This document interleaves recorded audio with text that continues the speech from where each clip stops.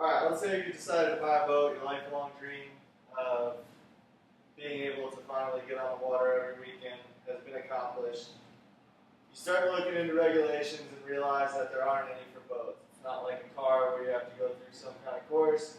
You just go to the marina, you decide to pick up your boat, and get onto the water.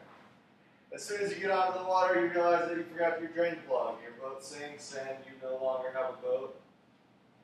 And your family's put into danger because of your inexperience.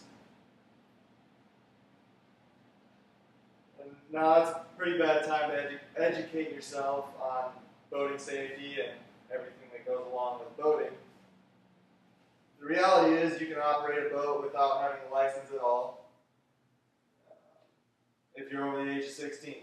According to boatmag.com, indications are lack of safety and training is the key to boating accidents.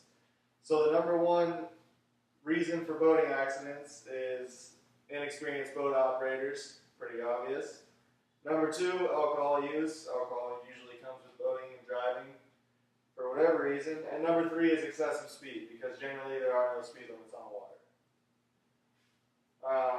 Again, there's no speed limits on the water in most places, so you can buy the fastest boat you want and run it about as hard as you want. So, yeah. Waterways can be confusing. There's no clearly marked lanes or channels like there is on the roadway where you have a straight line. If you haven't taken a class or anything, all you see is a bunch of boards and you have no idea how to navigate between them. If you have taken a class or you have experience, then you'll understand exactly how to operate through those dig boards and buoys. There's also no brakes on a boat, so stopping becomes a challenge because you're not sure exactly how to take the different things into account, so you don't just have to press a brake pedal. There's also elements with boating. There's also different elements with boating of things like current, wind, waves that you have to take into account every single time you go out onto a boat, whereas driving, you just have to put it into drive and drive straight really on anything. So with driving, we spend many hours of class to get behind the wheel of a car. Obviously, you have to go through driver's ed. Everybody's been through it. So you have to spend many hours of that class time before you're allowed to even touch the wheel of a car. According to the stateoflorida.com, driver's ed is a required thing within driving. So why is it any different for boats, right? Let's pause and take a look at what happens when the operator isn't knowledgeable on how to operate a vessel and the different factors that come along with boat. So here's a video basically of a very inexperienced operator and what can wind up happening with that.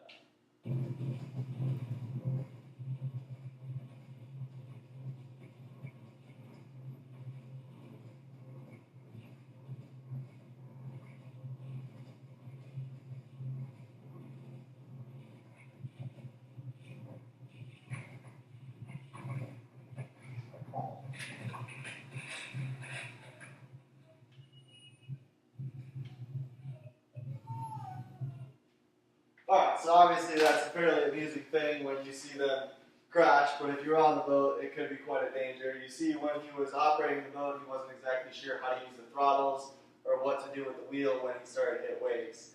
And the aftermath is not a very enjoyable day. And obviously this is going to only hurt them. Had the operator fallen and been alone, he could have killed somebody else. So it's an important thing that, we take the boating safety classes.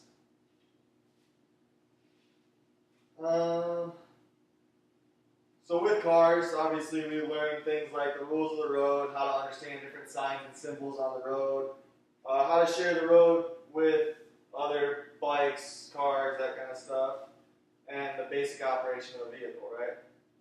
So with boats, you have to learn all of those things, and on top of it, you have to learn how to take into account things like wind, waves, sea, different boat traffic, and how to read the different types of aids of navigation.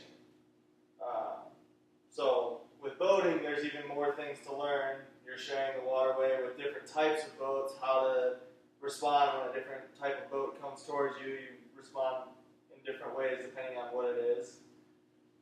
With cars, if it's a semi or a car, motorcycle, it doesn't really matter, right? In order to improve boating safety for all, education and licensing should be required, in my opinion. Prior to being able to register a boat, owners should have to provide proof that they've done a boating safety class through the Coast Guard Auxiliary, which they have a great website to show. Right now, people can be proactive and do it, but it should be something that is required before they're actually able to register their boat. They should have to provide proof that the owner completed a Coast Guard approved course, and that before they're allowed to launch the boat into the water, they should have to provide proof that they've completed a Coast Guard auxiliary safety inspection, so that they know before they go on the water that all of their safety gear is on the boat, that's required on the boat is on it, right? So if you were to go buy a boat from a person right now, you could take the boat, trailer it over to the water, put it on, and have no idea what's required. And then ultimately find yourself in trouble. Generally, if you go to a marina, they might hook you up, but outside of that, you get on the water, you're on your own. They should also have to provide proof that they have completed a basic boat operation class with an on-the-water proficiency test.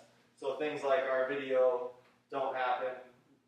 Normally, people have to show that they know how to moor a boat up to a dock and that they can, handle waves, that kind of stuff, so that they don't find themselves into a big issue. States would be able to require or establish the rules above through the local DNR. They would also be able to cater classes to their specific operating field. So if it's a lake, it's going to be a different type of operating field than it would be the ocean. So depending on if it's the state of Florida or the state of Illinois, they have different classes catered towards the type of boating. Until boat licensing becomes a reality, I encourage a new boater to go online and find all those things before they end up on the water. Unfortunately, right now it's all based off of the person's research rather than the required research. But the stateofboatingcouncil.org offers great courses to get you started, as well with the Coast Guard auxiliary courses. And if you want to go one step ahead, you could also get a merchant mariner credential, which is a very rigorous testing process and gets you ready to get behind the wheel outside of your on-the-water proficiency. Safety on the water is the biggest concern.